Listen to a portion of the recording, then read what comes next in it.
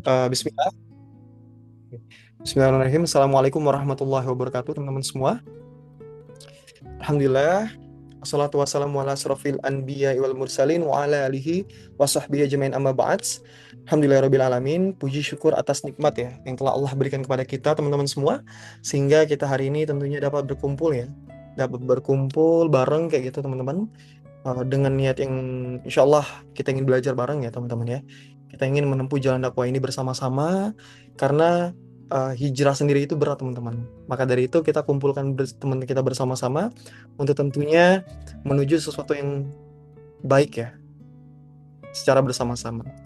Dan tak lupa juga kita curahkan sholawat dan salam kita kepada junjungan kita Nabi besar Nabi Muhammad Shallallahu Alaihi Wasallam, yang tentunya karena sari tauladan beliau kita dapat menikmati keislaman seperti saat ini, dan semoga kita mendapatkan syafaatnya di akhir nanti teman-teman.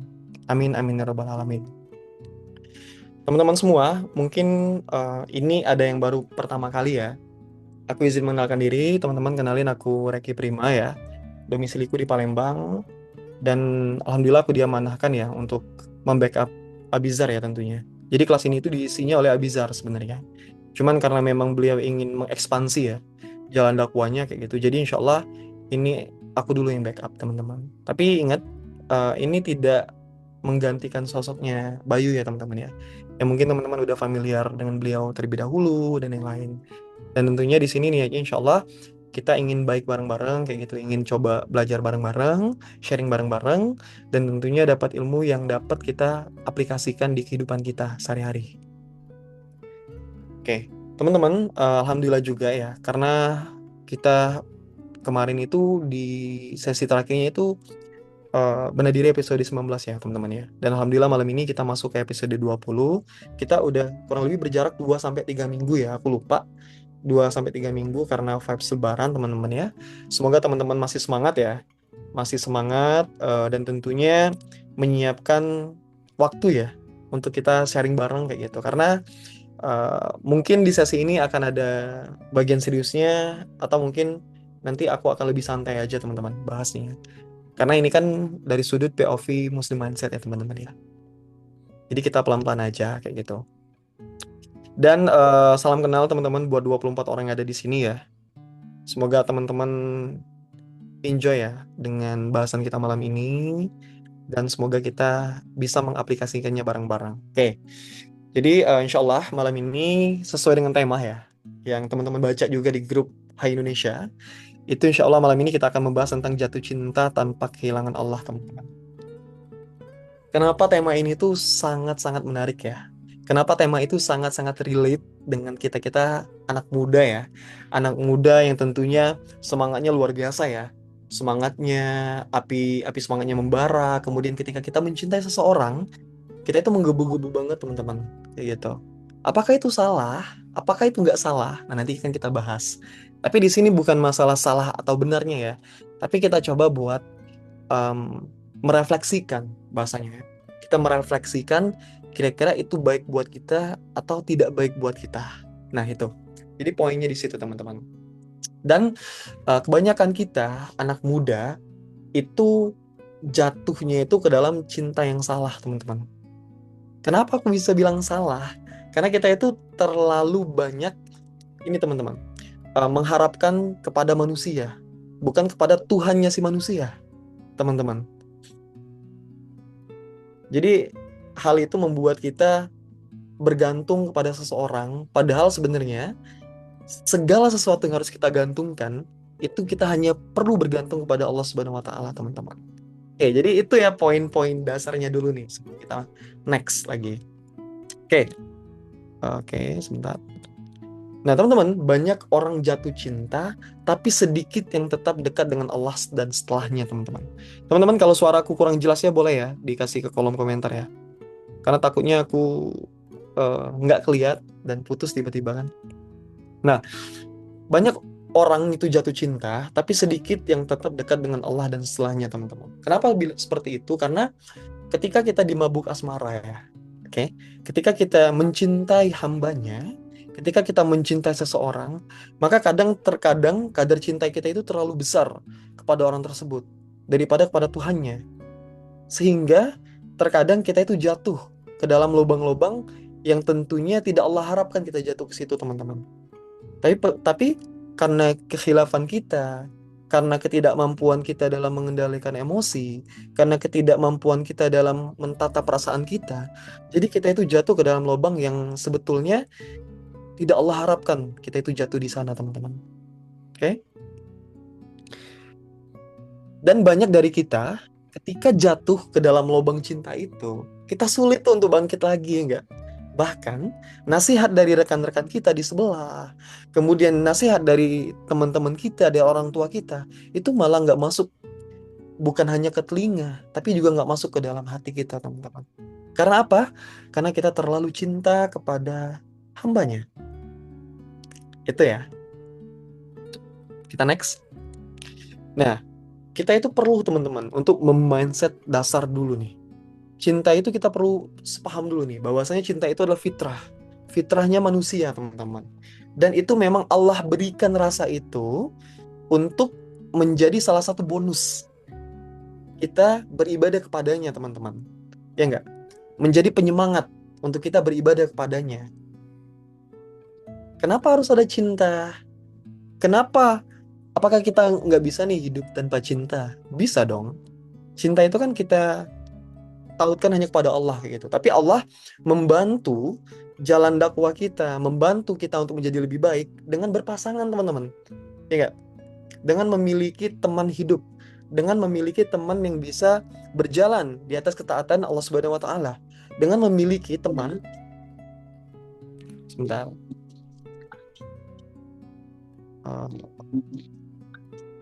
Sebentar ya.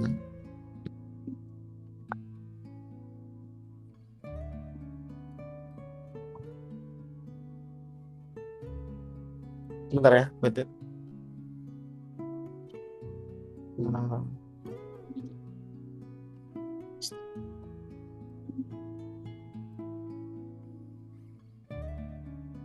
Oke, kita lanjut. Maaf tadi ada apa?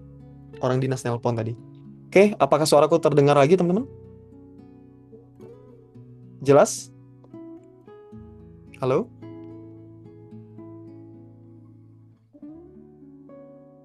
Oke ya. Sorry tadi ada orang dinas nelpon, nggak tahu tuh. Kita lanjut ya. Oke, teman-teman.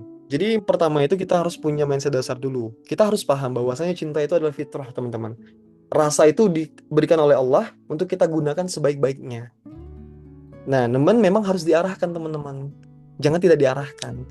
Adanya rasa cinta itu adalah penyemangat kita untuk tentunya beribadah kepada Allah, berjalan bersama pasangan kita menuju Allah, dan tentunya menjadikan segala sesuatu itu karena Allah yang perintahkan, teman-teman.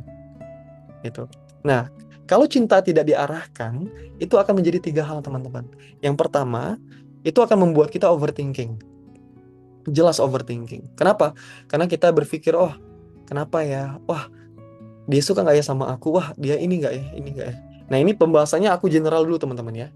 Aku pembahasannya antara kita baru mau menyukai dan juga yang setelah menikah, kayak gitu. Yang kedua, itu bergantung pada manusia, teman-teman.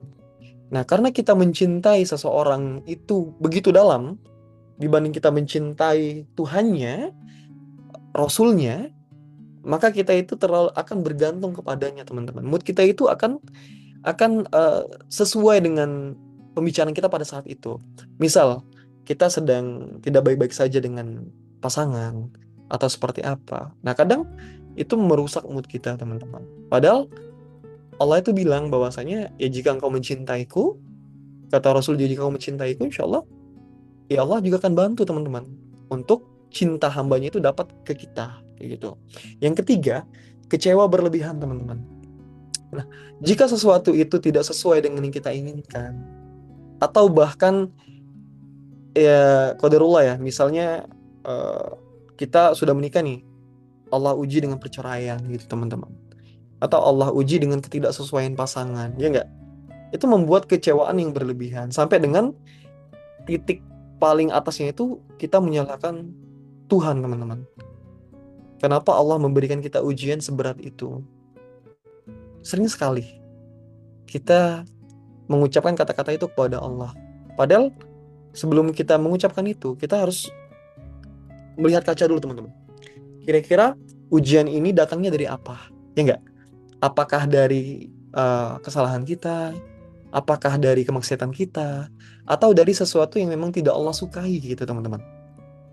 Nah, cinta itu fitrah alaminya manusia. Nah, sebagai seorang muslim, kita perlu memindsetkan seperti ini teman-teman. Aku mencintainya itu karena Allah, bukan menggantikan Allah itu kepada hambanya. Jangan kebalik teman-teman. Kita mencintai seseorang itu karena Allah perintahkan. Kita menyukai seseorang itu karena Allah juga yang perintahkan. Kita menikahi seseorang itu karena Allah yang perintahkan. Kita menyayangi adik-adik dan keluarga kita pun karena Allah yang perintahkan. Jikalau semuanya kita tahu karena Allah yang perintahkan, ketika kita kehilangan salah satu dari ini, kita nggak terlalu berlarut-larut dalam kesedihan, teman-teman. Karena apa? Karena hati kita sudah bertaut pada Allah. Semoga orang-orang yang kita kehilangannya itu juga bertaut hatinya kepada Allah, kayak gitu teman-teman. Kita next. Sebentar. Oke. Apa sih tanda-tanda kita itu mulai kehilangan Allah karena cinta gitu teman-teman? Nah, ini hal yang paling jelas ya. Teman-teman, kalau teman-teman ngerasa kayak sholat teman-teman itu mulai teman-teman tunda, ya enggak? Kemudian hati teman-teman itu lebih takut kehilangan seseorang daripada kehilangan cintanya Allah gitu teman-teman. Dan teman-teman itu rela tuh melanggar prinsip dan syariat demi sebuah hubungan. Kemudian teman-teman itu butuh banget validasi dari ketergantungan teman-teman kepada pasangan kayak gitu. Nah, ini salah satu, ini 4 dari tanda-tanda kita itu mulai kehilangan Allah teman-teman. Kenapa seperti itu Kak? Karena apa? Cinta yang baik, ya. Kita bahas tuh cinta yang baik. Cinta yang baik, cinta yang tentunya tulus karena Allah, cinta yang semuanya itu karena perintahnya Allah, tentunya akan mendekatkan kita kepada Allah, teman-teman. Bukan membuat kita malas. Harusnya enggak.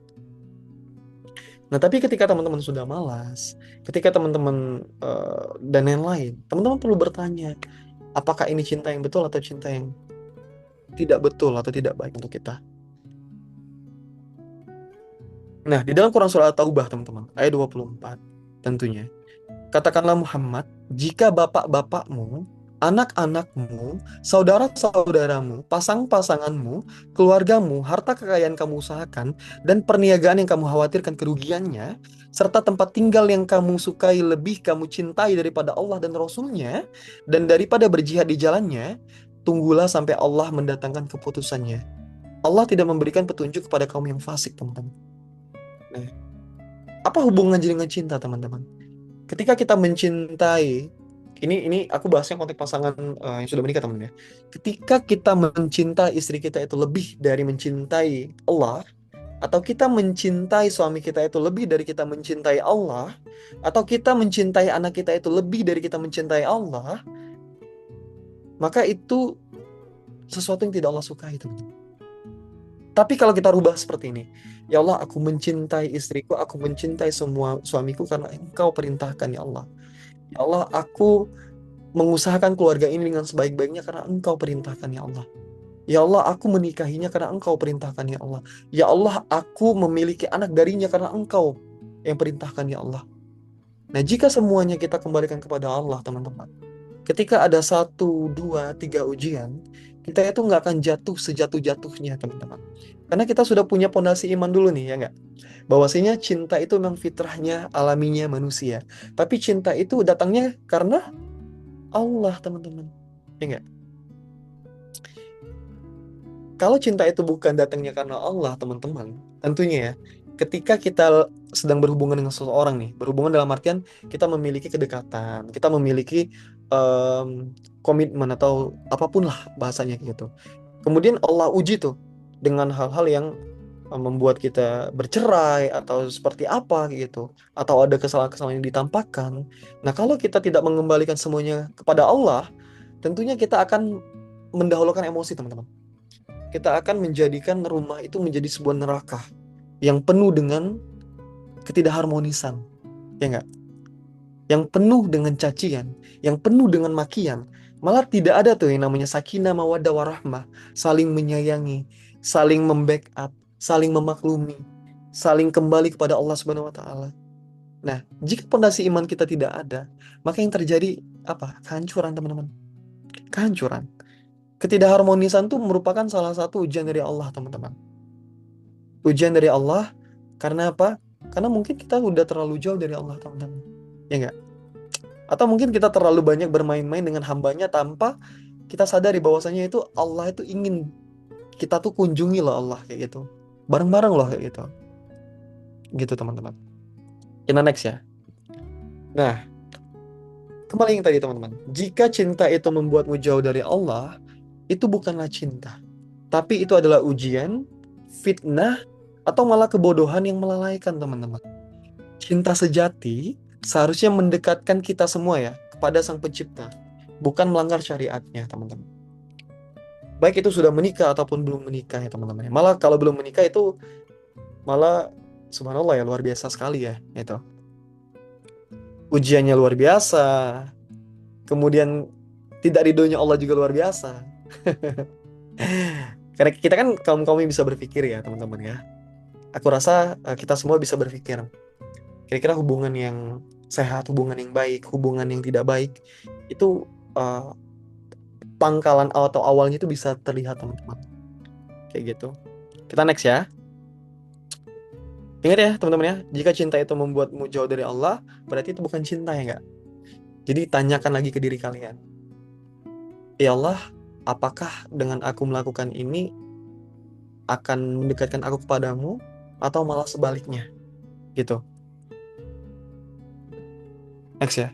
Oke, di konsep utama, teman-teman. Nah, cinta yang benar itu mendekatkan kita kepada Allah, teman-teman. Dalam konsep utama atau first konsepnya itu seperti ini, teman-teman. Nah, aku buat jadi 3 bagian, teman-teman ya. Yang pertama itu adalah cinta sebagai ibadah, teman-teman. Nah, niatkan hubungan itu karena Allah. Seperti yang aku bahas tadi. Kalau semuanya karena Allah yang perintahkan, karena Allah yang minta, karena Allah yang mau, karena Allah yang menyuruh kita, gitu kan? Insya Allah Allah itu akan bantu kita, teman-teman. Kita nggak akan jatuh sejatuh-jatuhnya. Kemudian yang kedua adalah bukan sekedar butuh ditemani. Jangan gini, teman-teman, konsepnya. Jangan kita itu mencintai seseorang atau ingin menikah itu karena kita itu udah bosen nih sendiri terus. Jangan kayak gitu. Atau oh, aduh aku ini nih apa namanya? Aku susah banget nih ketika ngeliat teman pacaran segala macam. Oh, kayaknya aku pengen deh segala macam atau butuh ditemani deh. Nah, jangan sampai kita, teman-teman, mengawali semua itu dengan hal yang seperti itu. Bagaimana semuanya itu diawali karena memang kita sudah mampu, kita memang sudah membutuhkannya, kita memang sudah ingin menjalankan perintah-perintah sunnahnya dari Allah Subhanahu Wa Taala gitu, teman-teman. Nah, hal ini yang perlu kita kita kuatkan dalam pondasi keimanan kita dulu. Yang kedua adalah cinta yang menguatkan, bukan melemahkan, teman-teman. Saling mengingatkan untuk melibatkan Allah di setiap keputusan.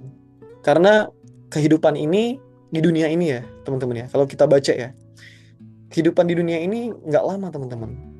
Makanya kita itu diwajibkan untuk mengumpulkan bekal sebanyak-banyaknya untuk kita bawa pada Allah Subhanahu Wa Taala, teman-teman. Sholat kita, ya enggak, amal ibadah kita, banyak yang bisa kita lakukan, banyak yang bisa kita tanam kemudian akan kita tuai, gitu, teman-teman. Tergantung kitanya. Kemudian yang ketiga adalah cinta yang siap kehilangan. Nah, cinta itu bukan sesuatu yang bisa dimiliki selamanya, teman-teman. Cinta itu titipan. Cinta itu semuanya asalnya dari Allah.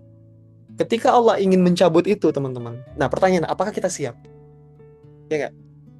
Contoh kecil. Jangan ngomongin suami dan istri deh. Anak, misal anak. Banyak sekali rekan-rekan kita yang Allah uji dengan apa? Keguguran. Atau 1-2 bulan anaknya lahir, kemudian Allah ambil, teman-teman. Karena Allah lebih sayang. Kayak gitu. Nah, itu termasuk ujian, teman-teman. Ujian. Apakah ketika Allah menguji dia dengan kehilangan seseorang yang dia sayangi, apakah seseorang tersebut akan kembali kepada Allah atau malah semakin jauh dari Allah? Itu. Allah itu suka banget menguji hamba-hambanya yang mengaku beriman kepadanya, ya enggak? Jangankan yang mengaku beriman kepadanya, yang mengaku tidak beriman kepada Allah pun Allah uji, teman-teman. Allah uji.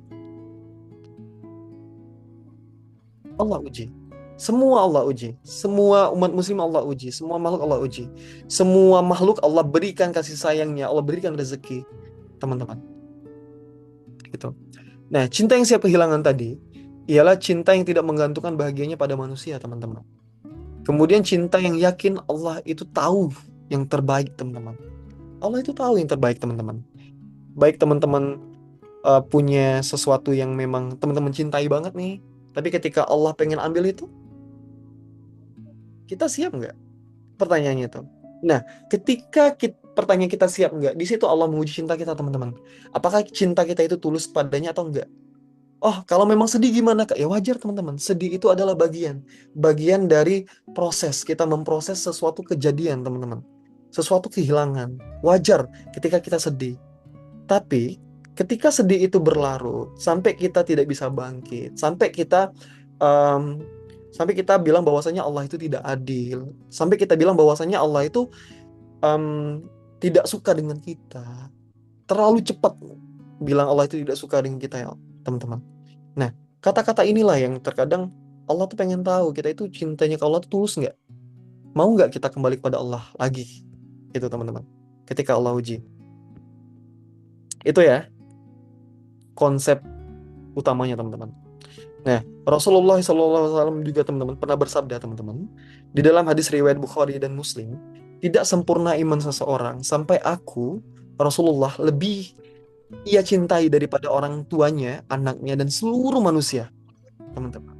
Nah, Allah dan Rasulnya itu adalah wajib untuk kita cintai, teman-teman.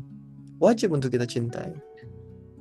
Wajib melebihi kita mencintai diri kita sendiri, melebihi kita mencintai orang tua kita sendiri, melebihi kita mencintai pasangan kita sendiri, dan melebihi kita mencintai seluruh umat manusia ini, teman-teman. Makanya itu, cinta kita itu kepada manusia jangan lebih besar dari cinta kita kepada Rasul dan juga kepada Allah Subhanahu wa Ta'ala, teman-teman. Supaya apa? Supaya Allah bantu kita, teman-teman. Allah bantu kita dari keterpurukan, Allah bantu kita melewati setiap ujian, dan Allah bantu kita untuk mendapatkan syafaatnya di akhir nanti, teman-teman. Seperti itu. Kita lanjut. Nah, kenapa sih banyak orang yang salah dalam cinta, teman-teman? Yang tadi ya, yang tentunya yang pertama itu menganggap manusia itu sebagai sumber kebahagiaan utama. Padahal sumber kebahagiaan itu adalah Allah, teman-teman. Sesimpel itu sebenarnya. Kemudian yang kedua, itu tidak siap kehilangan, teman-teman. Yang ketiga, tidak punya pondasi Allah dalam hatinya. Balik tadi keimanan. Jika kita mencintai sesuatu itu, ya karena Allah yang perintahkan. Bukan karena kita mau, tapi karena Allah yang perintahkan. Dari Allah perintahkan, kita menjadi mau. Kita menjadi cinta. Kita menjadi sayang. Itu semua karena Allah. Bentar ya, kayaknya ada yang bocor. Aku coba mute. Oke. Lanjut. Oke, teman-teman gitu. Kemudian tidak siap kehilangan. Nah, yang tadi ya, Allah itu menguji kita itu dengan berbagai hal, teman-teman. Termasuk kehilangan orang yang kita sayangi. Itu salah satu ujian. Dan tidak punya pondasi Allah dalam hati tadi. Ketika kita mengucapkan kita beriman kepada Allah, maka Allah akan uji itu, teman-teman. Allah akan uji semau Allah. Menguji kita di bagian mana. Bahkan bagian terlemah kita sekalipun, teman-teman. Tapi ingatlah, setiap ujian itu pasti sesuai dengan kadar kemampuan kita. Nggak mungkin Allah memberikan ujian itu di luar batas kemampuan kita, teman-teman. Nggak mungkin. Jelas, bahwasanya di setiap kesulitan pasti ada kemudahan. Di setiap kemudahan pasti akan ada kesulitan. Allah itu maha adil, teman-teman. Maha adil. Kita lanjut. Nah, kita perlu banget ngerubah cara berpikir kita, teman-teman. Dari yang awalnya dia segalanya, menjadi Allah segalanya, teman-teman. Menjadi Allah segalanya. Yang mungkin di mindset lama kita itu, wah aku nggak bisa nih hidup tanpa dia. Misalnya tanpa suamiku, tanpa istriku, tanpa anakku. Kemudian dia itu adalah sumber bahagiaku. Yang ketiga, aku takut banget kehilangan dia, teman-teman. Nah, mindset lama ini sebaiknya kita rubah, teman-teman. Yang kayak misalnya aku nggak bisa tanpa dia. Oh, aku bisa nih karena Allah. Oh, dia sumber bahagiaku. oh Allah sumber segalanya. Aku takut banget kehilangan dia. Aku malah lebih takut kehilangan Allah. Itu teman-teman. Jadi ketika kita bisa merubah mindset kita, mengembalikan semuanya atau menawarkan semuanya kepada Allah, insya Allah Allah bantu memudahkan kita untuk menerima teman-teman. Untuk lapang dada. Untuk memahami setiap kejadian itu, ya karena Allah sayang ke kita. Termasuk sakit pun. Sekalipun teman-teman sakit. Itu adalah bentuk cintanya Allah. Untuk menggugurkan dosa dosa teman-teman. Jika teman-teman bertakwa kepada Allah. Itu. Ada jikanya ya. Oke, kita next. Kayaknya udah mau selesai nih. Oke. Kemudian gimana sih cara praktis jatuh cinta tanpa kehilangan Allah, teman-teman? Nah, di sini ada 5 hal. Yang pertama, teman-teman, kita perlu banget memperbaiki niat. Yang tadi ya, tanya ke diri kita, apakah hal yang akan kita lakukan ini itu mendekatkan kita kepada Allah atau malah menjauhkan kita kepada Allah? Itu tanyakan kepada diri kita, teman-teman. Kita yang ngerasain. Yang kedua, jaga batasan atau boundary, teman-teman. Nah, tidak semua hal itu harus dibagi ya. Tidak semua kedekatan itu halal. Ini untuk kita yang belum menikah, teman-teman. Kita perlu banget menjaga batasan. Jangankan yang belum menikah. Setelah menikah, kita perlu juga menjaga batasan dengan lawan jenis, sahabat perempuan, ataupun yang laki-laki, yang perempuan sahabat laki-laki, dan yang lain. Jadi kita perlu banget untuk, kalau dalam bahasa agamanya itu, teman-teman, laki-laki perempuan ya, laki-laki itu harus punya dayus, teman-teman. Rasa cemburu terhadap pelanggaran yang istrinya lakukan.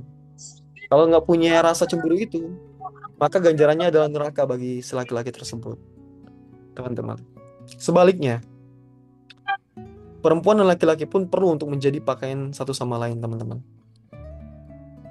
Istri menjadi pakaiannya laki-laki, laki-laki menjadi pakaiannya si istri, untuk saling melindungi, membahagiakan, dan tentunya menjadikan keluarga itu menjadi keluarga yang sakinah mawaddah warahmah, teman-teman. Oke, kemudian yang ketiga adalah prioritaskan ibadah, teman-teman. Jangan tukar waktu sholat kita dengan komunikasi yang tidak penting dengan lawan jenis. Misalnya contoh, kita itu lagi ngobrolin sesuatu yang dalam tanda kutip tidak terlalu penting, teman-teman. Nah, ketika memang sudah sholat, ya sholat, gitu, teman-teman. Kalaupun memang ada hal-hal urgent yang lainnya, seperti misal pekerjaan dan lain, ya kalau memang bisa didahulukan, sangat dianjurkan untuk didahulukan sholat itu, di-stopkan kayak gitu. Tapi kalau memang tidak bisa, kalau memang hal itu menyangkut eh, menyangkut banyak hal kayak gitu, sholat tetap kita laksanakan. Cuman memang jangan terlalu jauh dari waktu sholat, teman-teman. Tapi alangkah baiknya untuk mendahulukan waktu sholat itu dari semuanya. Kemudian yang kedua adalah dari yang ketiga tadi ya, poin tiga tadi ya. Jangan tukar prinsip kita dengan perasaan, teman-teman. Nah, terkadang kita punya prinsip tuh. Contoh misal, ada beberapa rekan kita itu yang, oh aku di jam 10 lewat nggak bisa lagi tuh dikomunikasikan ya, mau bahas apapun kayak gitu. Nah, tapi karena kita tidak ngerasa nggak enak, ngerasa, oh nanti dia nggak suka lagi sama aku, oh nanti dia gimana-gimana. Jadi kita menukar prinsip kita itu dengan perasaan kita yang kalah, teman-teman. Sebaiknya enggak. Ini untuk konsepnya ibadah ya, teman-teman ya. Kemudian ngomong ibadah kayak gitu tadi. Oh, aku mau sholat nih, aku udah ini banget nih, apa udah prepare banget gitu kan. 15 menit sebelum azan atau sebagainya kayak gitu. Nah, tapi karena kita nggak enakan sama si A, si B, si C, si D, jadi yang buat kita ya udahlah nanti aja, ya udahlah nanti aja. Nah, itu jangan tukarkan prinsip kita dengan perasaan kita yang kalah, teman-teman. Yang keempat adalah jangan ya ini typo ini. Jangan bergantung dengan emosional, teman-teman. Yang pertama, teman-teman itu harus punya hidup sendiri, teman-teman. Dalam artian, ketika teman-teman belum menikah, itu perbanyaklah dengan aktivitas-aktivitas yang produktif ya, yang baik tentunya, teman-teman. Kemudian jangan jadikan dia itu pusat hidup, teman-teman. Balik lagi, pusat hidup kita itu adalah Allah dan Rasulnya. Kalau kita mempusatkan semuanya kembali kepada Allah, tentunya Allah akan mempusatkan kita kepadanya, teman-teman. Gitu. Kemudian yang kelima, siap dengan takdir Allah. Kalau dia baik untukku, maka Allah dekatkan. Kalau tidak, Allah jauhkan. Ini sesuatu yang dalam bentuk tawakal dan berpasrah kepada Allah, teman-teman. Bahwasanya kita meyakini jodoh, maut, rezeki, semuanya sudah Allah takdirkan jauh-jauh hari teman-teman. Jauh-jauh hari. Cuman memang perlu kita untuk menjemputnya. Perlu kita berikhtiar. Perlu kita bertawakal. Perlu kita merayu Allah. Perlu kita memohon-mohon sambil menangis kepada Allah, teman-teman. Perlu banget. Ya gitu. Kenapa? Karena Allah tuh suka banget teman-teman dirayu tuh Allah suka. Allah tuh suka banget kita itu disejadah ya sambil nangis, sambil meminta-minta. Kita itu selemah-lemahnya iman tuh kita tuh di posisi itu teman-teman. Kita tuh benar-benar manusia yang sangat hina di depan Allah kayak gitu. Bukan di depan manusia teman-teman ya.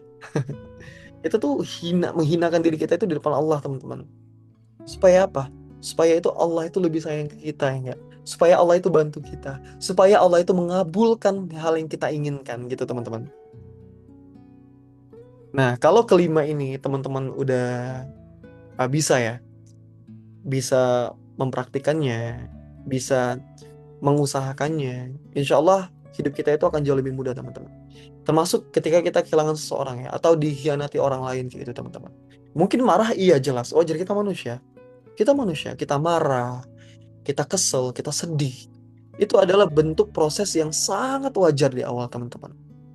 Tapi kalau kita udah tahu prinsipnya bahwasanya ya orang yang datang dan pergi itu memang sudah Allah takdirkan gitu kan.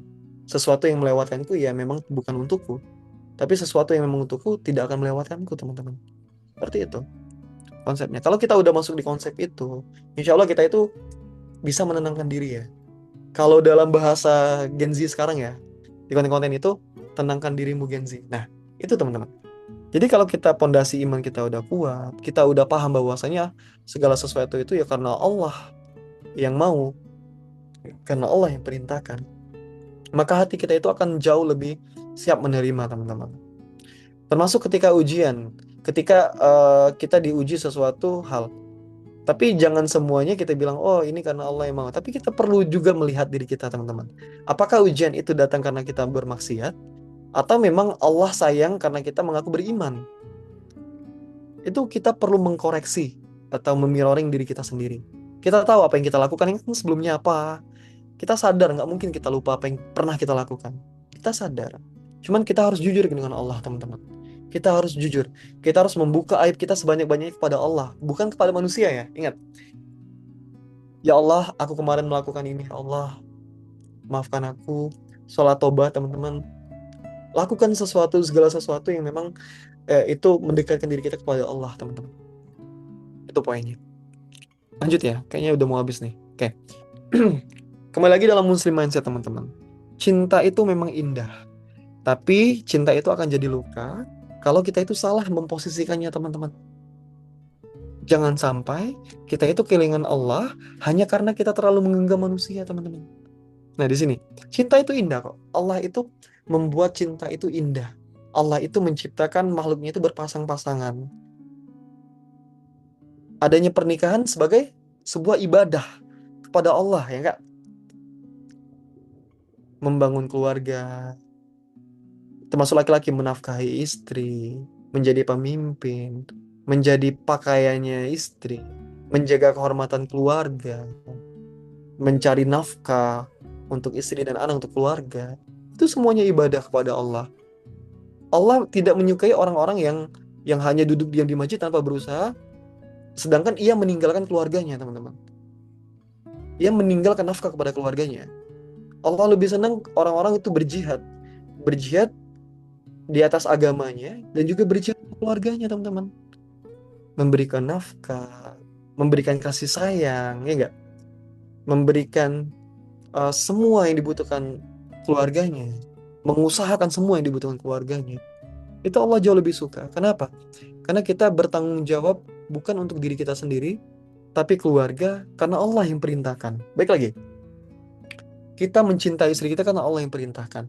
Kita mencari nafkah karena Allah yang perintahkan. Laki-laki dibebankan untuk mencari nafkah sepenuhnya itu karena Allah yang perintahkan. Ya enggak? Istri menjadi madrasatul ula, anak-anak juga karena Allah yang perintahkan. Suami menjadi kepala sekolahnya karena Allah yang perintahkan. Tidak ada satupun enggak yang luput dari perintah Allah, teman-teman. Termasuk kita menyayangi orang tua kita, menyayangi mertua kita, menyayangi adiknya pasangan kita. Semua. Kalau semuanya kita kembalikan karena Allah yang perintahkan, insya Allah kita tidak terlalu terbebani teman-teman. Dalam artian kayak contoh, eh, menghabiskan uang untuk keluarga, atau menyisihkan uang untuk membantu keluarga, atau menyisihkan uang untuk bersedekah. Itu jangan kita kira akan habis teman-teman. Enggak. Tapi Allah akan ganti. Allah akan ganti teman-teman. Mungkin tidak semuanya itu dalam bentuk uang ya. Oh, dari misalnya kita mengeluarkan 1 juta, oh kita dapat 10 juta. Oh kita keluarkan 1 juta, oh kita dapat 100 juta. Mungkin nggak selamanya tentang uang, tapi akan Allah konversi ke hal lain teman-teman. Kesehatan, ketenangan dalam rumah tangga, mempunyai istri yang soleh-soleha, mempunyai istri yang soleha, mempunyai anak yang soleh-soleha. Dan tentunya masih banyak lagi yang bisa Allah berikan dalam bentuk rezeki teman-teman. Jadi rezeki itu nggak melulu tentang uang, tapi bisa berupa hal yang lain, termasuk ketenangan hati, termasuk memilih pasangan yang tepat, ya enggak? Termasuk dalam melewati ujiannya itu rezeki dari Allah Subhanahu wa taala dan nikmat tentunya.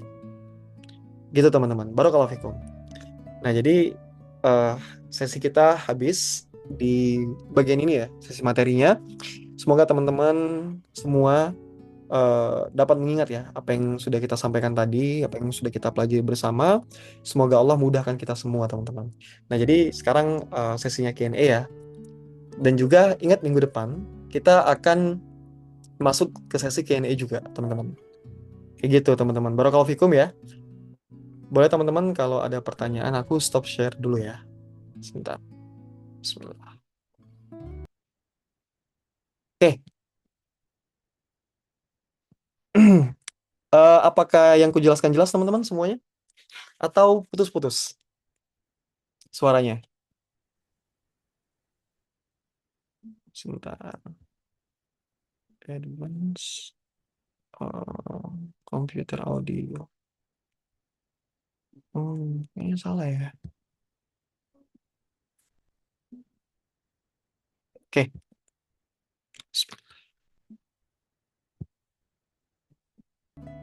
Oke.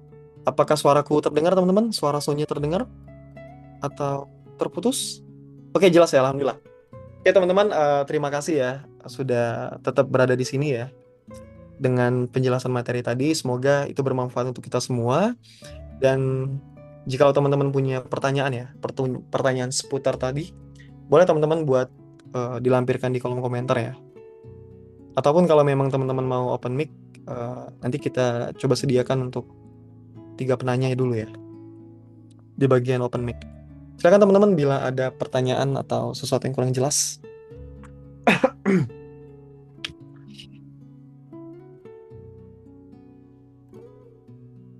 Oke, ada satu pertanyaan ya.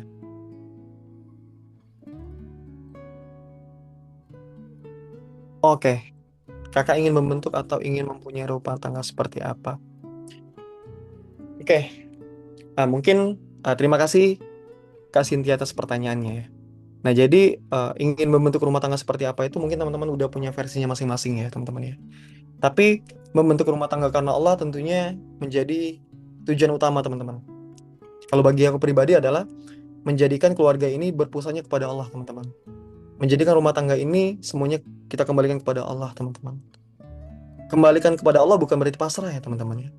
Tapi kita mengusahakan semuanya itu dengan maksimal. Misal menjadikan keluarga ini selain keluarga yang sakinah mawaddah warahmah juga memiliki peran dan kontribusi dalam sosial. Kayak gitu, teman-teman.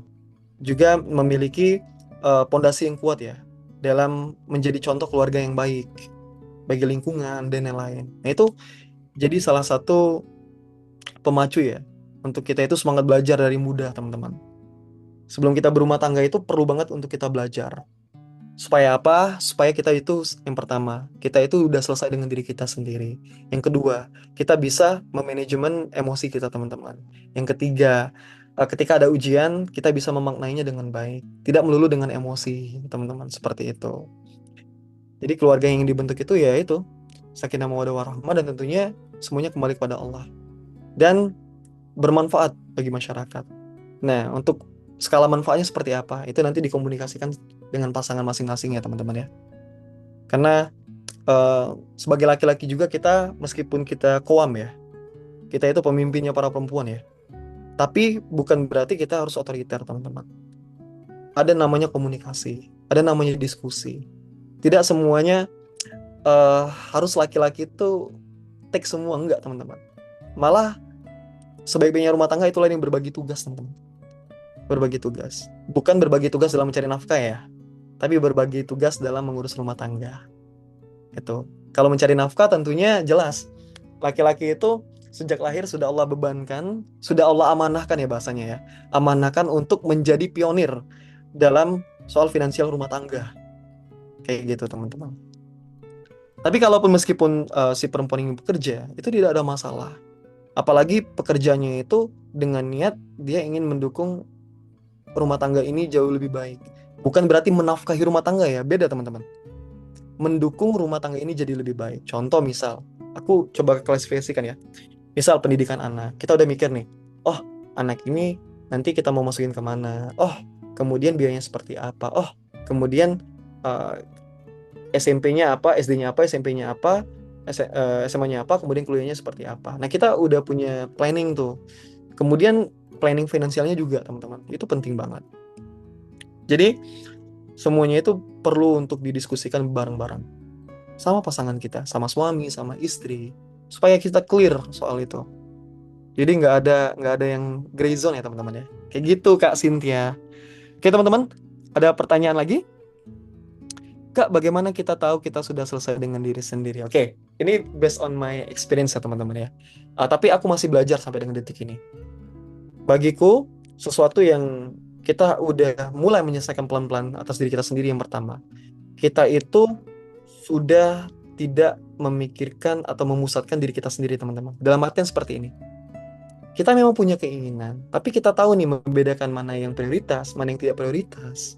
Mana yang harus kita usahakan, mana yang bisa kita hold.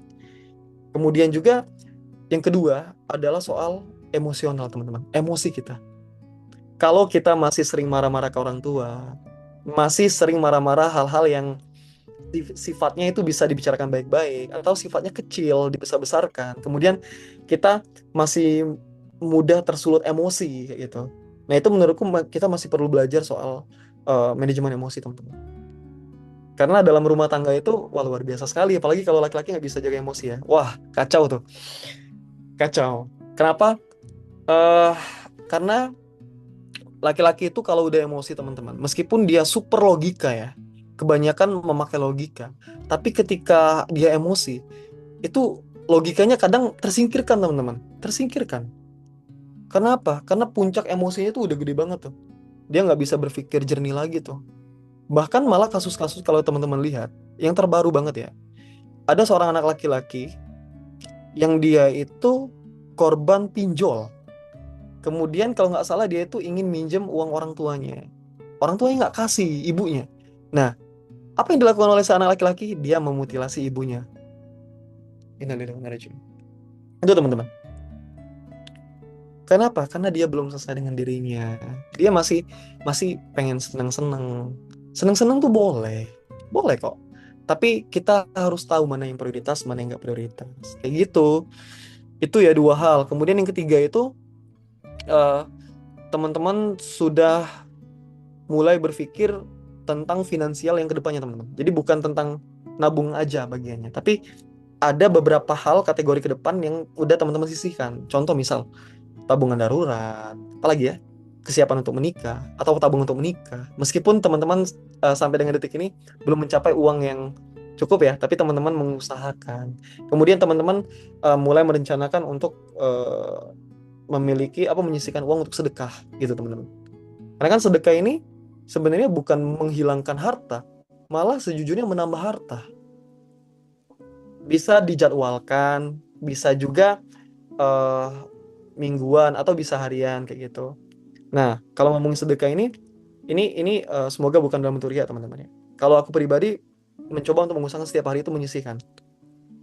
Sedekah itu nggak harus kita ke panti teman-teman. Tapi kita melihat orang yang membutuhkan, orang yang betul-betul butuh, ya kita bisa sedekahkan. kayak gitu. Jadi Islam itu nggak mempersulit teman-teman soal hal itu. Tapi ketika teman-teman berniat mengeluarkan ini karena Allah, mengeluarkan uang ini karena Allah, insya Allah Allah akan tambahkan. Itu aja. Gitu Kak, kalau soal based on my experience ya, terkait dengan selesai dengan dirinya.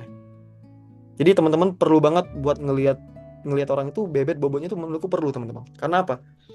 Karena kita itu memilih pasangan itu sama kayak misalnya kita itu ingin memilih sekolah teman-teman. Kita pasti ingin memilih yang terbaik ya, yang terbaik, yang tentunya punya punya apa? Punya masa depan ya, masa depan. Dalam arti masa depan seperti ini teman-teman. Misal ini konsepnya ke laki-laki ya. Kalau laki-laki saat ini dia sedang berjuang, kemudian juga memang dia bukan berasal dari keluarga yang punya privilege, kan banyak juga rekan-rekan kita yang menikah yang Allah mampukan, karena memang Allah Allah mampukan orang tuanya memiliki rezeki yang masya Allah tabarakallah gitu ya. Jadi bisa mempermudah anaknya untuk menikah atau menikahkan anaknya. Nah itu sebuah privilege yang tentunya nikmat dari Allah gitu teman-teman. Nah, bagi kita atau bagi teman-teman yang mungkin berjuang mengumpulkannya sendiri atau mungkin lebih effort ya tentang hal itu. Ya teman-teman jangan jangan menyerah gitu, jangan insecure kayak gitu. Ya teman-teman harus berusaha. Mungkin temannya teman kalian itu dia satu kali effort udah bisa. Mungkin kita harus butuh 5 sampai 6 effort untuk mencapai itu nggak masalah teman-teman. Nggak masalah. Itu ujian dan nikmat kayak gitu. Jadi sesuaikan juga dengan kondisi kita. Nah, kemudian ngelihat laki-laki juga lihat teman-teman. Apakah dia punya perencanaan? Apakah dia eh, kira-kira teman-teman bisa lihat nih, laki-laki ini, wah aktivitasnya apa nih tiap hari gitu. Wah, kira-kira ada nggak kemungkinan besar feature apa ya sebutannya itu? Allahu Akbar. Eh, Potential feature namanya terhadap laki-laki atau perempuan ini. Kayak gitu. Kalau saat ini dia gajinya cuman kita ngomong gaji misalnya gajinya 1 juta atau 2 juta. Oh, tapi ke depan dia kerja keras nih terus. Dia kerja keras terus. Kemungkinan besar nilai itu akan naik. Nah, kita lihat apakah ada kemungkinan untuk si laki-laki ini upgrade. Si perempuan ini ada nggak kemungkinan untuk upgrade. Nah, jikalau memang ada kemungkinan hal itu ya, tidak malas-malasan. Ya, berarti itu salah satu tanda ya bahwasanya ya memang laki-laki atau perempuan itu pantas untuk kita nikahi seperti itu. Gitu, teman-teman. Oke, aku lanjut ya. Dari Kak Desta ya, kayak sempat tanya, kadang aku punya keinginan berumah tangga, tapi kadang juga nggak pengen berumah tangga. Nah, ikhtiar apa yang harus aku lakukan, Kak? Oke, yang pertama teman-teman itu persiapkan dulu ya. Kalau memang teman-teman belum ingin menikah ya, karena memang ada beberapa hal yang perlu untuk kita penuhi. Salah satunya finansial lah, apalagi. Mungkin kita masih ada target yang belum tercapai atau ingin kita capai, nggak apa-apa teman-teman. Capai aja dulu itu, sampai teman-teman berpikir bahwasanya apalagi yang harus kukejar ya. Nah, ketika apalagi harus kukejar, itu berarti itu salah satu tanda teman-teman bahwasanya teman-teman itu harus berbagi kebahagiaan. Berbagi kebahagiaan nggak memang harus dengan pasangan, bisa ke orang tua, bisa ke adik dan lain-lain. Tapi kesiapan atau kebutuhan untuk menikah itu teman-teman bisa menilai diri teman-teman juga, atau bisa dinilai oleh orang lain, atau bisa dinilai oleh ustazah atau ustadz kita, kayak gitu teman-teman.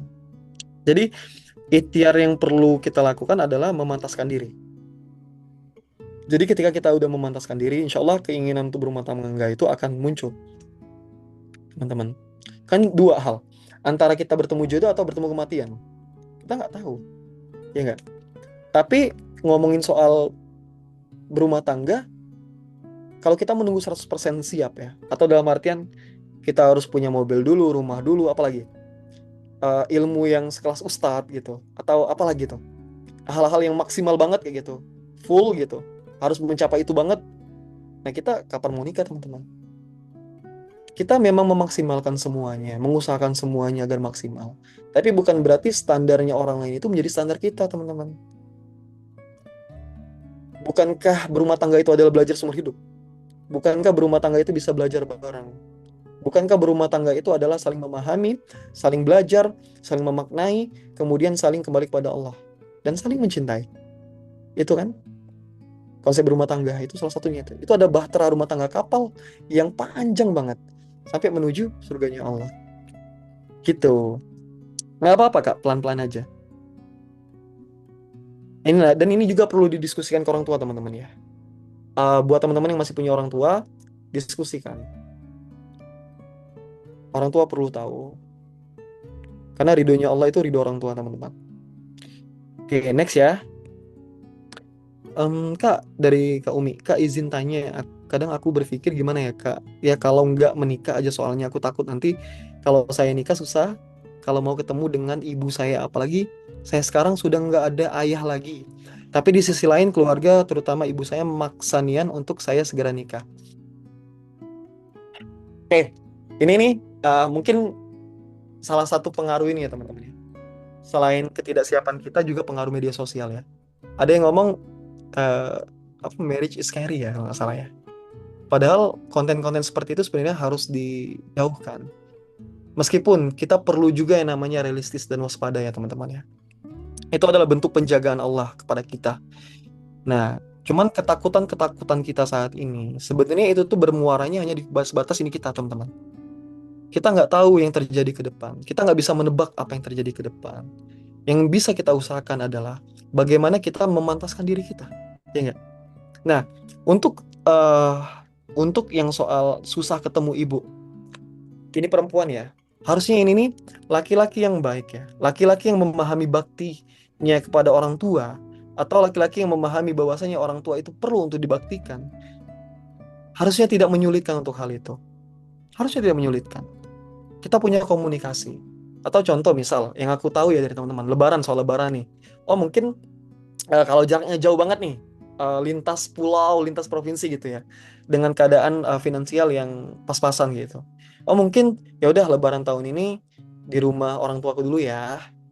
Nanti insya Allah Lebaran di tahun depan kita di rumah orang tuamu. Nah jadi ada komunikasi di situ, ada komunikasi yang dibentuk teman-teman, ada deal-dealan di situ. Itu yang membuat rumah tangga itu semenyenangkan itu kalau kata orang-orang ya.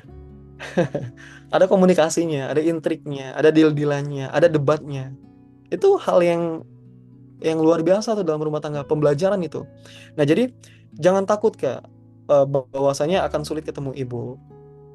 Maka dari itu, Kakak perlu mencari seorang yang punya visi misi yang sama dalam menanggapi orang tua itu sebagai apa dan di mana posisi orang tua. Gitu, Kak. Jadi jangan takut hal itu. Kalau Kakak berusaha dengan maksimal, meminta kepada Allah dijodohkan dengan orang yang tepat, insya Allah Allah akan mudahkan untuk bertemu dengan keluarga kita. Bukan berarti ya, meskipun semua tanggung jawab perempuan itu ketika dia qabil tuh, ketika dia akad, em, semua kewajiban yang ada pada si pasangan itu akan ke suami, bukan lagi ke ayahnya atau orang tuanya si perempuan. Itu tetap harus ada baktinya si perempuan ke orang tuanya. Kak. Gitu. Karena apa?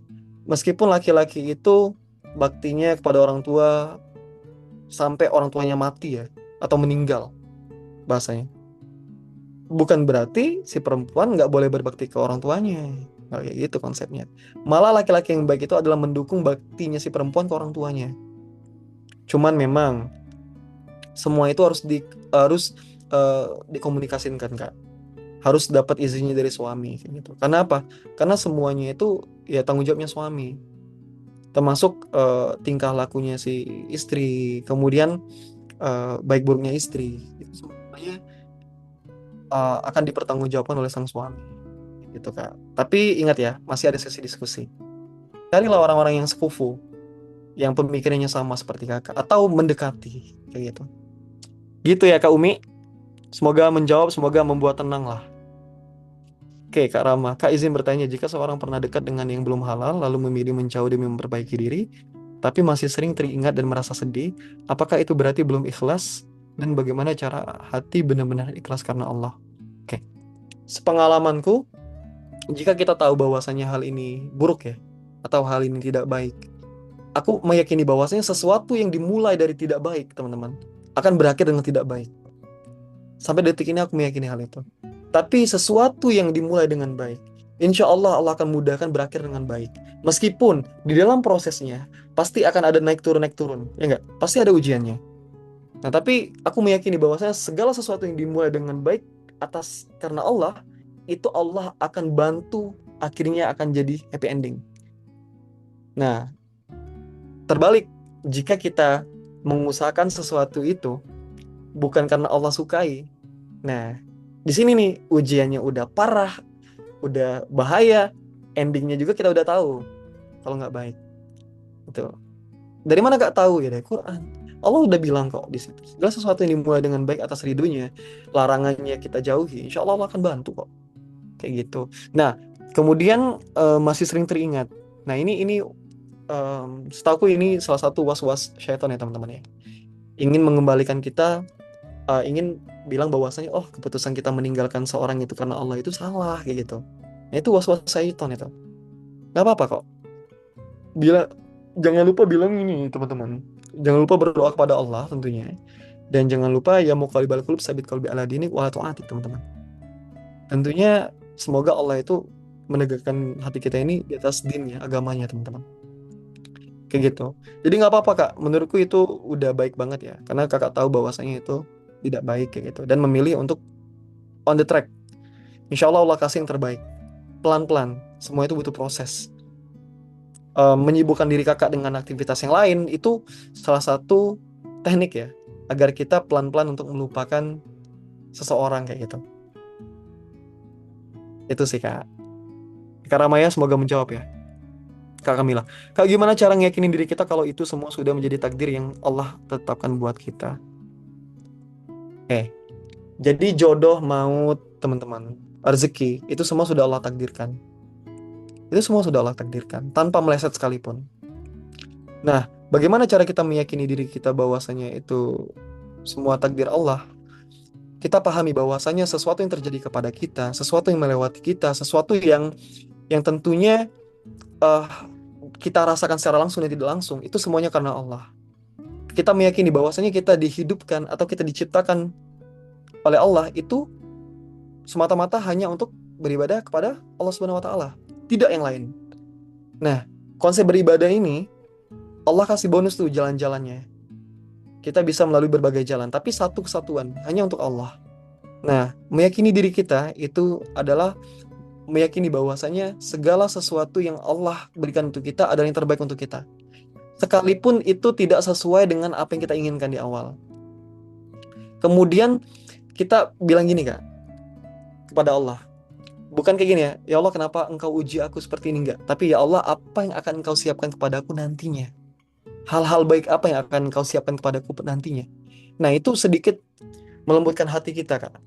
Bahwasanya ya Allah ya udah ini aku yakin Allah ridho, ini aku yakin Allah suka, jadi Bismillah gitu. Bismillah atas izin Allah semuanya. Itu kak. Jadi dengan menerima itu, dengan meyakini bahwasanya segala sesuatu itu datang dari Allah, insya Allah itu akan membuat kita sedikit tenang. Bukan sedikit, malah lebih banyak tenangnya. Sebentar, kayaknya ini, eh sebentar ya. Hmm, oke, sebentar. Oke, kita lanjut. Itu ya Kak Kamila, Kak Intan. Kak izin tanya, cara mengatasi life after breakup, menurut Kakak itu bagaimana ya? Dan cara percaya lagi kalau jodoh itu sudah ditetapkan oleh Allah dan tidak akan pernah salah. Oke, oke. Mengatasi itu sebenarnya ini ya, proses ya, Kak Intan ya. Jadi nggak semuanya itu successful langsung selesai itu nggak. Tapi memang perlu untuk eh, damai kepada diri kita sendiri. Kemudian meyakini bahwasanya apa yang sudah ditakdirkan untuk kita ya tentunya tidak akan melewati kita dan apa yang bukan takdir kita tentunya pasti akan melewati kita. Nah, jadi memahami takdirnya Allah itu dengan kita membaca kitabullah sebenarnya. Dengan kita memahami mentadaburi Al-Qur'an itu bukan hanya sekedar membaca ayatnya, tapi memaknai makna-maknanya. Bahwasanya di situ Allah itu sudah jelaskan semuanya, mulai dari hal kecil sampai dengan hal besar, mulai dari yang lalu, lampau sampai dengan masa depan. Semua sudah Allah jelaskan di situ, Kak. Jadi, kalau memang hari ini kakak Allah uji ya, atau Allah selamatkan mungkin ya bahasanya ya. Allah selamatkan dari sesuatu yang tidak baik untuk kakak. Percayalah bahwasanya Allah itu akan menyiapkan sesuatu yang baik untuk Kak Intan. Kita perlu banget untuk meyakini itu, teman-teman. Supaya apa? Supaya prasangka baik kita itu prasangka kita itu sesuai dengan prasangka yang Allah inginkan kita itu, Kak. Jadi kalau kita berprasangka baik pada Allah, Allah juga akan berprasangka baik pada kita. Seperti itu. Jadi pelan-pelan aja, Kak. Kalau memang seperti itu ya udah Bismillah, pelan-pelan gitu kan, memulai aktivitasnya dengan baik lagi, dengan positif, kemudian menyibukkan dirinya untuk memantaskan diri. Insya Allah jodoh itu akan Allah datangkan. Cuman memang perlu kita ikhtiar. Jangan sampai kita terjebak ke dosa-dosa lama kita, atau jangan sampai kita terjebak dengan hal-hal yang ya Allah kasih ujian kayak gitu. Gitu Kak ya, Kak Intan. Semoga menjawab. Karis Kakak izin bertanya, kenapa seringkali jatuh cinta justru membawa. Oke, waktu kita sekitar 29 menit lagi ya. 19 menit lagi, sorry. Nah, Kak izin bertanya, kenapa seringkali jatuh cinta justru membawa rasa gelisah dan takut kehilangan? Padahal cinta yang benar seharusnya membawa ketenangan. Apakah kegelisahan itu sinyal bahwa ada yang salah dalam hubungan kita dengan Allah?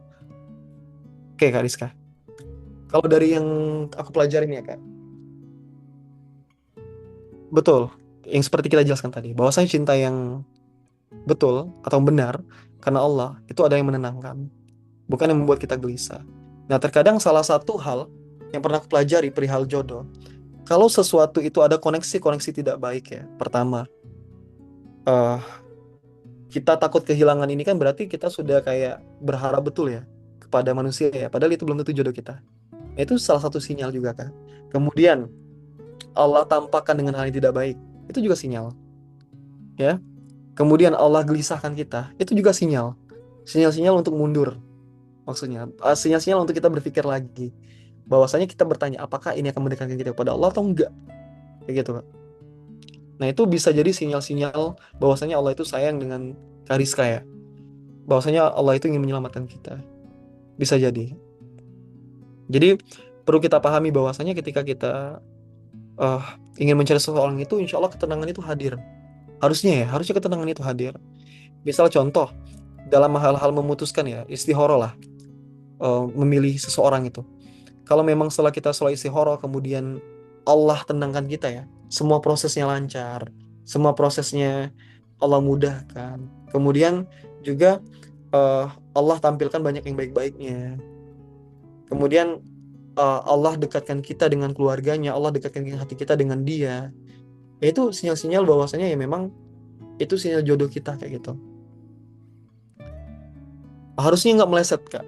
Sinyal-sinyal jodoh itu adalah sinyal-sinyal yang menenangkan kita, sinyal-sinyal yang tentunya kita suka, sinyal-sinyal yang Allah beri kita ketertarikan.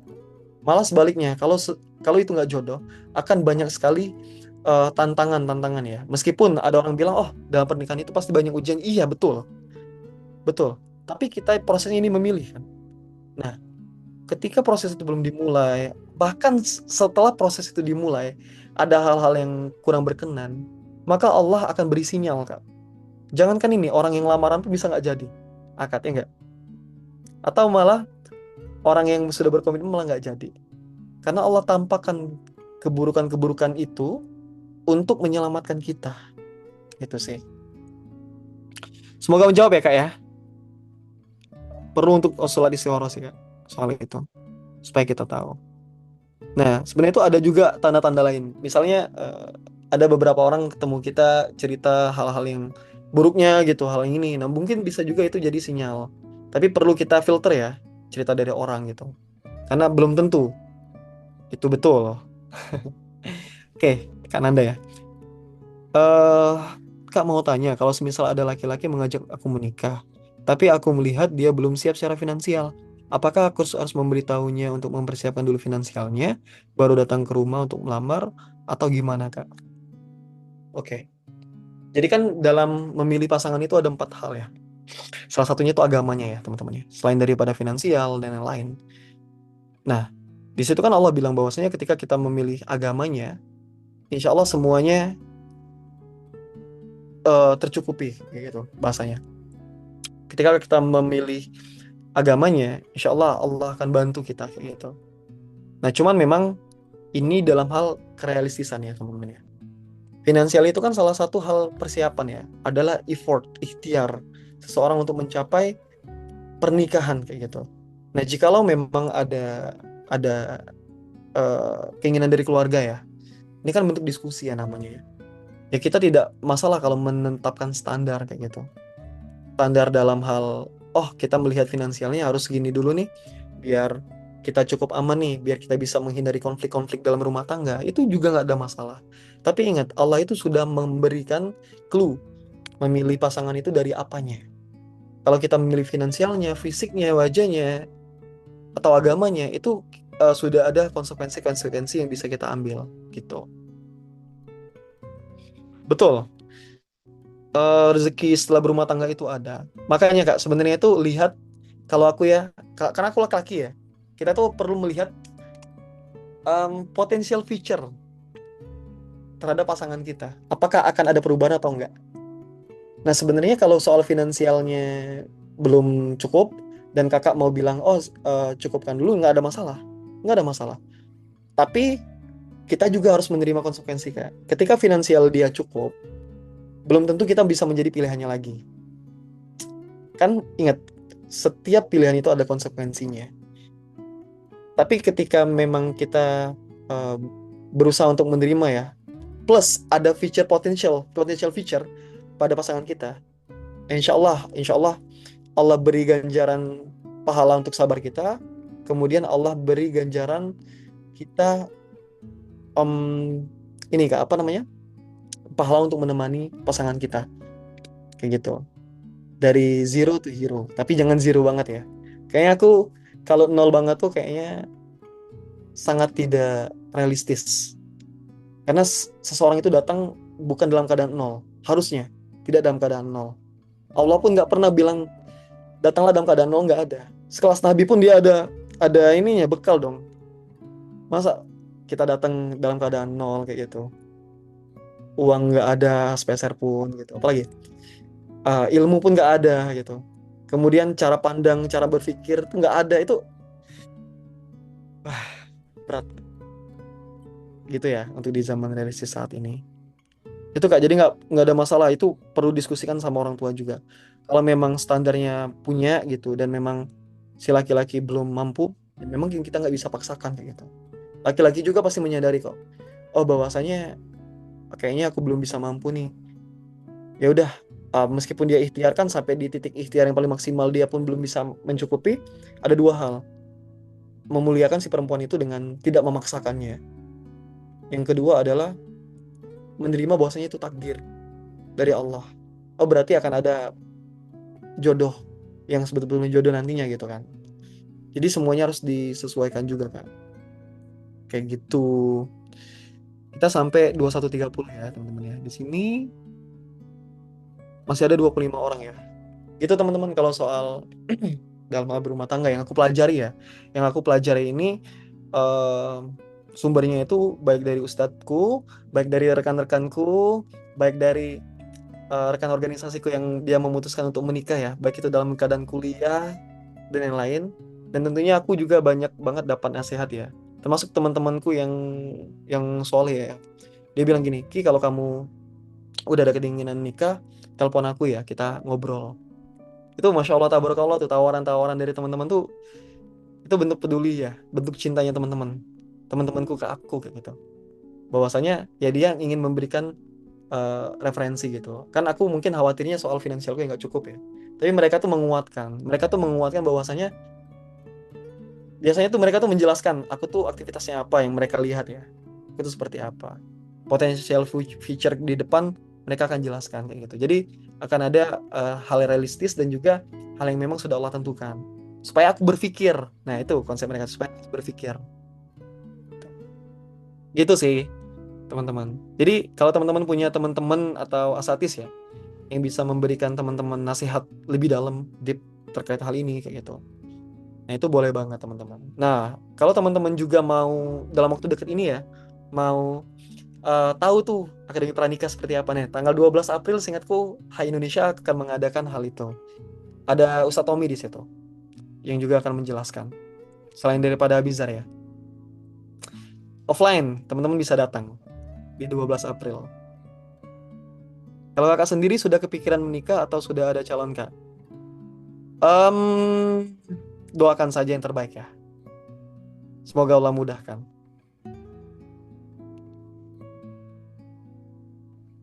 Aku nggak bisa jawab di sini teman-teman. Tapi doakan aja yang terbaik. Ya, itu teman-teman. Ya hidup ini ujian ya. Kalau aku pikirnya ujian.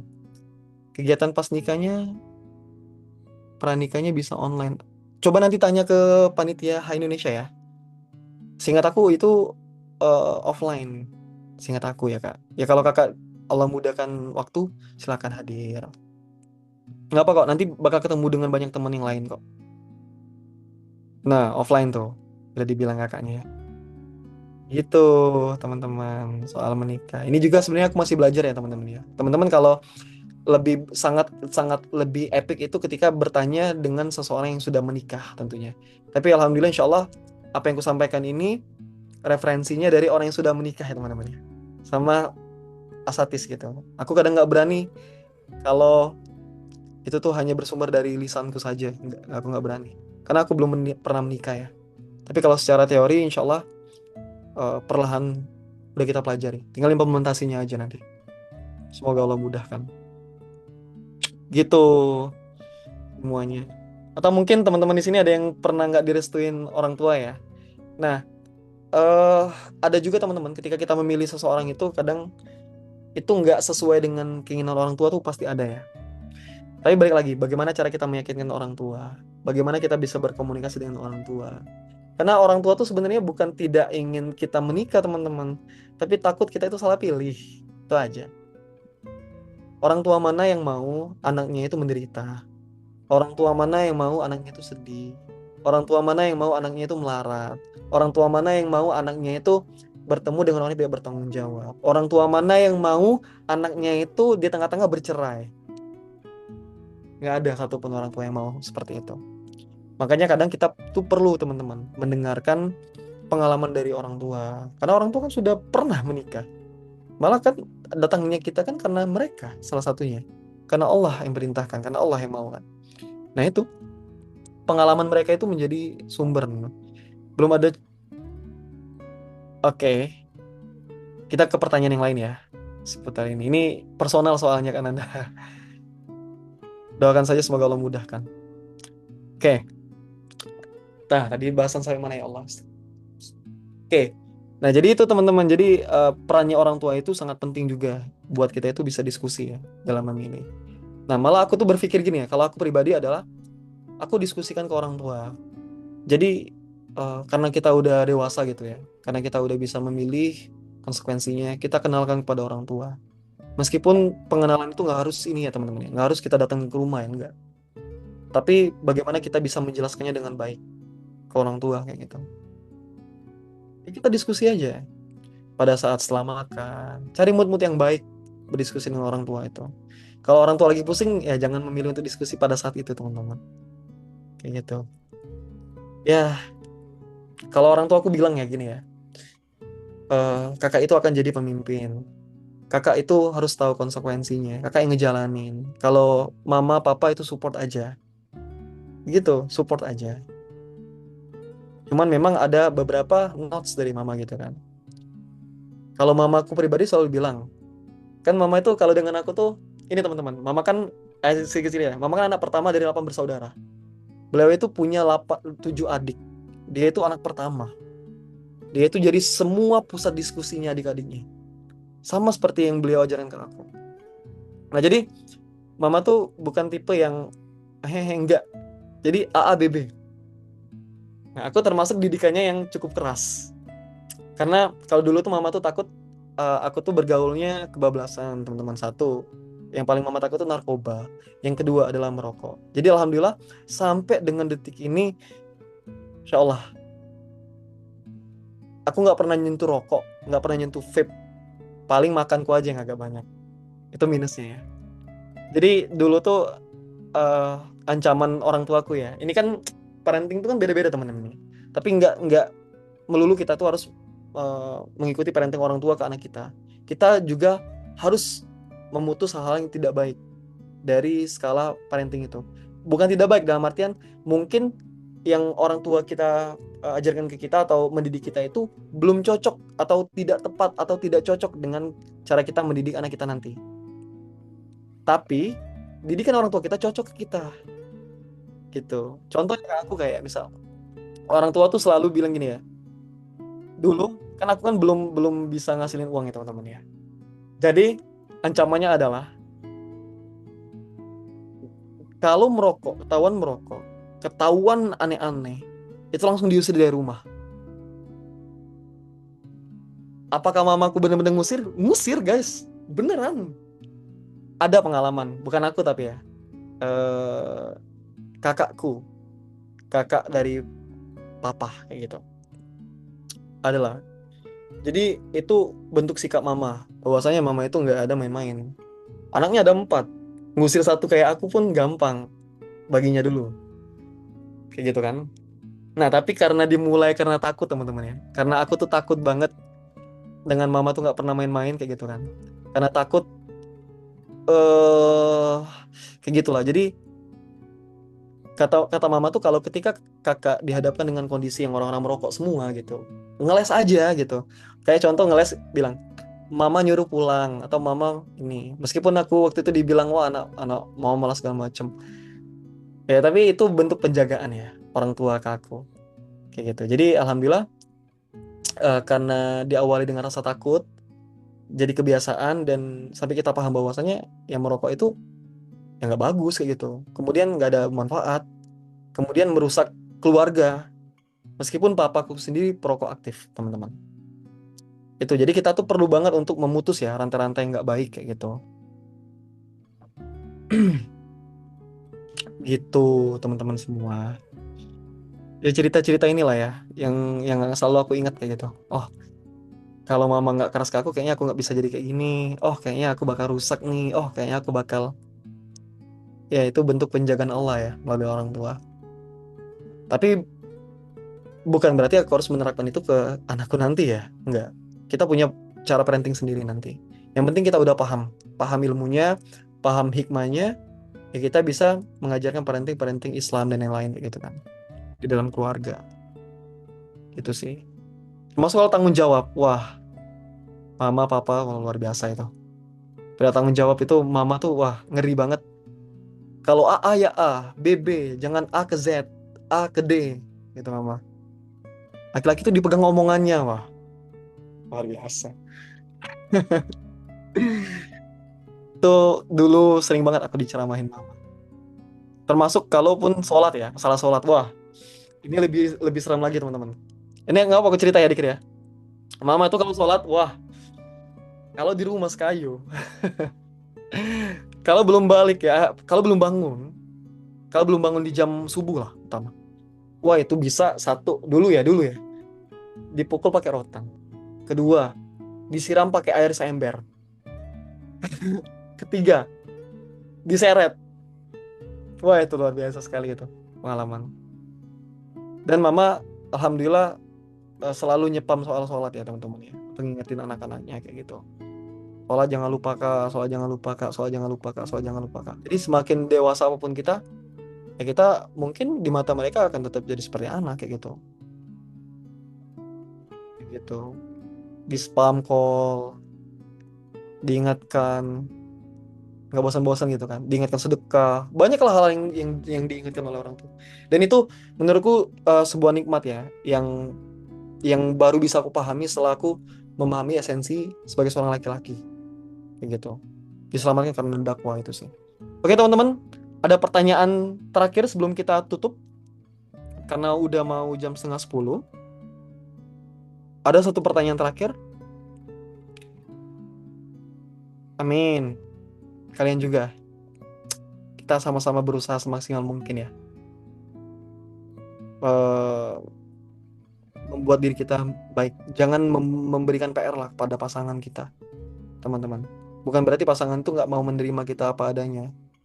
Tapi kalau kata Ustadz Khalid Basalamah ya, ya kita itu membangun rumah tangga itu untuk maju, bukan untuk mundur. Bahasanya kayak gitu. Jangan memberikan banyak PR. PR belum selesai dengan diri kita, hal yang lain itu jangan teman-teman. Pastikan diri kita udah selesai.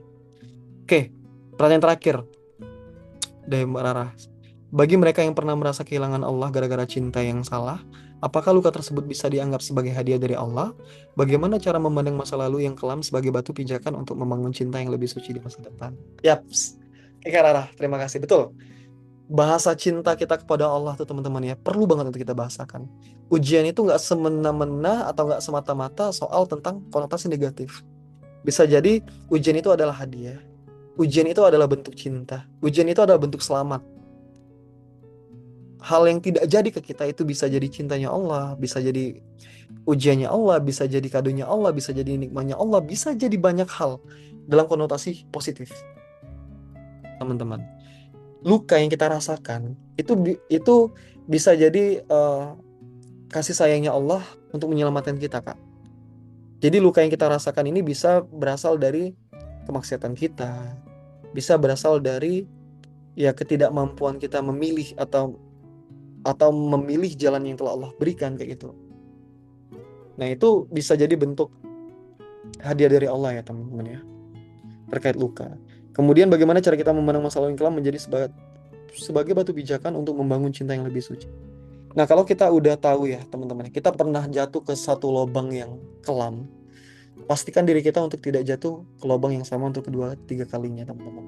Allah itu memang pengampun, Allah itu memang bijaksana, Allah itu maha adil, Allah itu memang pemaaf. Tapi di balik itu semua, azab Allah juga pedih gitu. Pertanyaannya, bisa nggak kita ngelewatin azab dan ujiannya Allah? Itu dulu. Kalau kita berhasil, kita akan semakin beriman. Kalau kita nggak berhasil, kita akan semakin jatuh. Dan kita sampai ke tahapan yang sudah tidak tertolong lagi, gitu bahasanya. Itu. Jadi untuk menjadikan batu pijakan, bahwasanya kita berpikir, ya Allah, aku pernah melakukan sebuah kebodohan atas dasar diriku sendiri. Dan Engkau selamatkan aku dengan hadiah ini, luka. Ya Allah, aku yakin ke depan Engkau akan jaga aku sebagaimana Engkau menjaga umat-umatmu, sebagaimana Engkau menjaga orang-orang yang mengaku beriman kepadamu. Semoga Allah, Engkau jaga aku untuk mendapatkan hal-hal terbaik ke depan. Dan aku yakin Engkau telah mempersiapkan hal-hal baik ke depan untukku. Gitu, Kak. Termasuk membangun cinta yang lebih suci. Allah itu sudah memberikan, kita itu nggak, kenalan tuh nggak harus pacaran, teman-teman. Bahasanya ya. Kita tuh kenalan nggak harus pacaran. Allah itu ngasih step by step. Allah itu ngasih solusi yang indah gitu untuk mengenal. Kalau bahasa ta'aruf itu kan apa? Ta'aruf itu adalah mengenal, teman-teman. Ta'aruf itu mengenal. Kita mengenal lawan pasangan kita itu sebagai seorang yang berpikir seperti apa, bagaimana kesehariannya, bagaimana kehidupannya, bagaimana dia diperlakukan oleh orang tuanya, bagaimana standar orang tuanya memperlakukan dia. Ya enggak kayak gitu. 10 menit lagi kita tutup ya di jam 21.40. Izin ya agak telat dikit, teman-teman. Nah, termasuk ya, ini itu kayak jawabannya ya, semoga menjawab tadi ya. Termasuk bagi laki-laki ya, ini aku belajar banyak hal. Kalau kita meminang seorang perempuan dan dia sudah punya standar yang diperlakukan orang tuanya kepada dia, maksimalkan setidaknya kita menyamai, bukan menurunkan standar itu. Contoh dalam perkara dunianya gini, oh dia dibeliin skincare, oh dia memang punya jatah skincare, atau oh memang dia dulunya pakai AC terus, apalagi oh dia selalu diantar jemput pakai mobil, oh apalagi tuh, oh dia dulu nggak pernah dibentak oleh orang tuanya. Nah, setidaknya kita tuh bisa menyamai itu nggak harus semuanya itu sama, teman-teman, tipe sama enggak, tapi mungkin dari 5 atau 6 tadi ada 3 sampai 4 yang bisa kita penuhi, duanya kita ikhtiarkan. Misal kayak diantar jemput mobil, mungkin kita nggak punya kendaraan ya nggak, tapi kita berusaha untuk mengantar dia, ngejemput dia dengan kemampuan terbaik kita, sekalipun itu pakai motor. Kemudian soal skincare, mungkin kan itu jadi kebutuhan utama untuk mempercantik dia, ya enggak, menjadikan dia seperti bidadari di rumah. Itu kalau kata Ustadz Khalil Basalamah dan Ustadz-Ustadz yang lain, bahwasanya sebagai laki-laki harus memprovide hal itu. Memprovide hal itu. Karena apa? Kita pengen istri kita cantik, tapi kita tidak mengeluarkan modal, itu sesuatu yang menurutku nggak masuk logika bagiku ya. Karena kita pengen istri kita cantik, kita pengen istri kita itu tak kalah seperti perempuan di luar. Ya bagaimana kita nge-treat dia, bagaimana kita mensponsori dia, bagaimana kita memaksimalkan semaksimal mungkin kemampuan kita untuk hal itu. Nah, ujiannya perempuan apa dari semua itu? Tahu nggak apa? Bersyukur, teman-teman. Qanaah, bersyukur atas apa yang diberikan oleh suami. Itu aku rasa mungkin dari dominan perempuan itu sedikit yang bisa bersyukur ya dengan apa yang diberikan. Tapi terkadang ada juga teman-teman tuh bilang syukur itu tergantung dengan treatnya si suami. Ya kalau suami leha-leha malas-malasan ya mungkin ada sesi ini ya, syukur itu mungkin nggak masuk di situ. Tapi kalau secara Islam wajib untuk bersyukur, teman-teman. Kita kan mengembalikan semuanya ke Islam kan. Wajib untuk bersyukur. Meskipun dia memberikan sedikit segala macam, tapi yang harus laki-laki pastikan adalah dia memaksimalkan semaksimal kemampuannya. Itu sampai titik yang dia nggak bisa lagi. Itu. Tapi kalau dia misalnya dari 1 sampai 10 ya, dia tuh berusahanya cuma 8. Berarti ada 2 lagi dong yang bisa diusahakan. Ya itu yang harus maksimalkan dulu. Gitu. Gitu, termasuk perempuan. Perempuan selain bersyukur, ialah juga mampu mengelola ini ya, mengelola setahu ya, mengelola keuangan keluarga. Meskipun keuangan keluarga itu nggak dibebankan semuanya kepada istri, nggak. Tapi tugasnya suami itu kan yang paling utama adalah mencari nafkah kan. Nah, harta itu kan salah satu peran perempuan ada menjaga harta. Ya enggak? Menjaga harta. Harta yang dihasilkan itu dijaga. Gitu, untuk kebutuhan keluarganya, untuk kebutuhan dia, untuk kebutuhan suaminya dan yang lain. Nah, harta itu yang dijaga sebenarnya. Kemudian juga ya masalah pendidikan. Masalah pendidikan memang karena suami itu dituntut ya untuk keluar dari rumah gitu. Untuk mencari nafkah di luar rumah. Otomatis kan seharusnya kan kalau dalam zaman dulu kan adalah bahwasanya ya kedekatan si anak itu akan jauh lebih banyak mendapatkan ilmunya dari si perempuan ya atau si istri ya. Tapi kan istri juga dibimbing oleh si laki-laki. Ya enggak? Jadi apa yang dibimbing oleh laki-laki itu yang diteruskan kepada si istri ke anak-anaknya. Jadi peran itu tuh semuanya kena. Jadi nggak semuanya madrasatul ula, wah ini nggak bener anaknya ini karena dari istrinya nih. Nggak bisa gitu, teman-teman. Kita perlu ngeliat dulu peran laki-laki malah jauh lebih besar daripada itu. Dia pastikan kurikulumnya seperti apa. Dia pastikan bahwasanya istrinya mencapai kemampuan-kemampuan yang bisa memprovide itu kepada anak-anaknya. Dengan apa? Oh misalnya eh, ini banyak ya. Provide itu kayak upskilling istri yang belajar ya. Misalnya soal masak. Oh, mungkin istrinya bisa masak, ya kita upskilling. Kita upskilling. Oh, modalnya apa? Oh, YouTube segala macam. Oh, kuota segala macam. Oh, sampai les masak. Itu nggak ada masalah. Selama uangnya ada, nggak ada masalah. Malah menurutku kayaknya itu jadi hiburannya si istri ya. Selain itu, termasuk laki-laki pun harus paham. Koam itu nggak nggak nggak melulu soal tentang seminimal mungkin ya, tapi semaksimal mungkin. Ini jam, oke 2 menit lagi ya. Itu teman-teman, kalau istri ya teman-teman tahulah apa tugas dan tanggung jawabnya kayak gitu ya.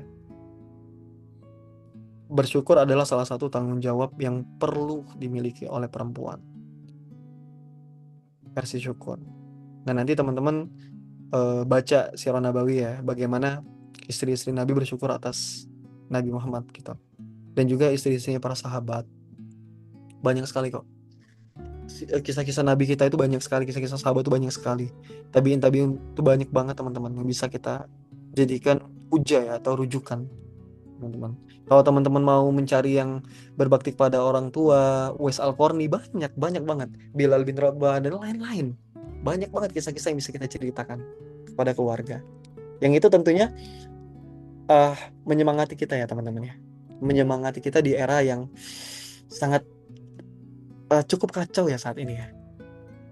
Ya, alhamdulillah kita Allah berikan Quran ya, berikan para pendahulu kita, para salaf yang sudah terdahulu gitu untuk menjadi rujukan kita.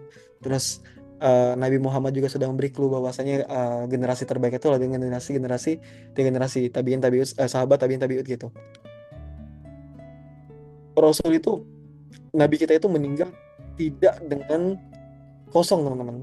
Semuanya sudah dijelaskan, semuanya sudah diinikan. Dia punya sahabat-sahabat periwayat hadis banyak banget. Tergantung kita mau baca atau enggak.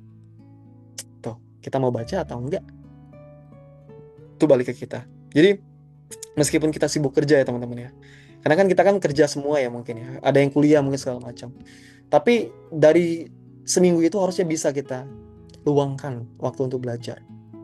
Belajar itu nggak melulu harus datang ke kajian offline ya teman-teman ya, tapi dengan kita datang ke kajian offline itu ada pahalanya jauh lebih besar, dan ilmunya harusnya jauh eh, lebih melekat gitu, apalagi kita menulis mencatat ya, itu teman-teman.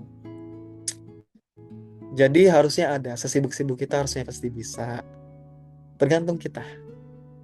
Kitanya memilih untuk menunggu waktu luang atau meluangkan waktu. Teman-teman yang tahu, tanyain ke diri masing-masing, oke? Oke, teman-teman semua, ini udah jam 21.41. Sebelumnya terima kasih banyak ya buat teman-teman yang hadir di sini. Mohon maaf kalau ada beberapa ucapan atau kata ya yang salah. Oke. Izin teman-teman, tadi mau tutup ya, tapi ku coba jawab terakhir ini. Dari Nanda, pernah dengar dari salah satu ustadz katanya tugas suami itu memasak, mencuci dan lain-lain. Menurut kakak gimana pendapat itu? Apakah kakak setuju? Nah, istri itu tugasnya mengandung, melahirkan dan menyusui. Gimana kak? Ya ya, kewajiban rumah tangga itu cuci segala macam. Itu tuh sebenarnya tidak ada dibebankan kepada perempuan. Sebenarnya nggak ada dibebankan kepada perempuan. Ini menarik ya. Tapi aku punya struktur breakdownnya teman-teman. Memang tidak dibebankan kepada perempuan. Malah laki-laki setelah kerja itu ngebantu. Misalnya istri lagi masak atau mencuci, ada bagi tugas itu. Tapi kenapa zaman sekarang kayak terkesannya istri yang kewajibannya seperti itu dan yang lain? Ya itu kan dibentuk ya, mindset yang dibentuk kayak gitu. Tapi sebenarnya Allah itu memberikan para istri ya, itu jalan surga itu luar biasa sekali teman-teman. Banyak banyak banget tuh pintu-pintu yang bisa dimasukkan. Kayak misal contoh, misal teman-teman nanti menikah ya, terus tiba-tiba itu menjadi kewajiban teman-teman karena suami betul-betul sibuk di rumah atau makan suami sering balik malam kayak gitu karena pekerjaannya yang masya Allah tabarakallah kayak gitu, yang betul-betul sibuk ya, tapi ya betul-betul memang padat kayak gitu untuk keluarganya. Ya berarti ketika teman-teman melakukan cuci apa tuh, memasak, itu kan kalau teman-teman niatkan ibadah kepada Allah untuk menyenangkan suami, teman-teman harusnya udah pernah dengar hal ini kan. Allah itu kasih teman-teman tuh bisa masuk ke pintu surga mana aja, apalagi suami ridho. Kalau suami ridho teman-teman, wah, teman-teman baca itu pintu surga tuh dari mana aja. Misalnya ya, hal yang paling sederhana simpel. Teman-teman masak. Teman-teman masak dengan penuh kasih sayang, dengan penuh cinta untuk suami ya, untuk suami. Kemudian suami ridho atas masakan itu. Wah, Masya Allah teman-teman. Malaikatnya tas, teman-teman, wah disuruh pilih masuk surga pintu apapun gitu. Pintu mana aja. Itu. Jadi kalau teman-teman memandang itu menjadi sebuah ibadah ya, yang Allah perintahkan untuk teman-teman beribadah pada suami, insya Allah itu akan dihitung pahala kan Anda, dan itu akan jadi pemberat amal kakak dan teman-teman yang lain ya, ketika kita bertemu di hadapan Allah yang Maha Perkasa nanti di akhirat, bahwasanya oh, sebagai suami aku ridho atas istriku karena dia sudah memenuhi kewajibannya sebaik mungkin dan semaksimal mungkin, meskipun nggak ada kewajiban itu sempurna ya, tapi istri memaksimalkan sebaik-baik kemampuan dia untuk melayani suami, untuk memberikan pelayanan terbaik kepada suami. Itu makanya aku bilang Allah itu memposisikan wanita itu sangat mulia teman-teman, mulia banget. Sampai Allah berikan tugas untuk melahirkan anak itu kepada si perempuan. Wah itu luar biasa sekali itu. Laki-laki nggak bisa itu, laki-laki nggak bisa. Cuman melahirkan menyusui itu mengandungnya, kemudian sampai empasinya dan lain-lain. Wah itu luar biasa sekali tuh. Allah muliakan perempuan tuh di situ teman-teman. Ngasih sebanyak-banyaknya ladang untuk menimba amal ya. Luar biasa sekali itu. Gitu Kak, jawabannya Kak. Jadi memang tugasnya itu tidak dibebankan kepada istri. Itu semuanya terbebani atas tugas itu, baik itu laki-laki maupun perempuan. Jadi ya itu, kalau bisa cari laki-laki yang kalau bahasa sekarang ini ya nggak patriarki ya.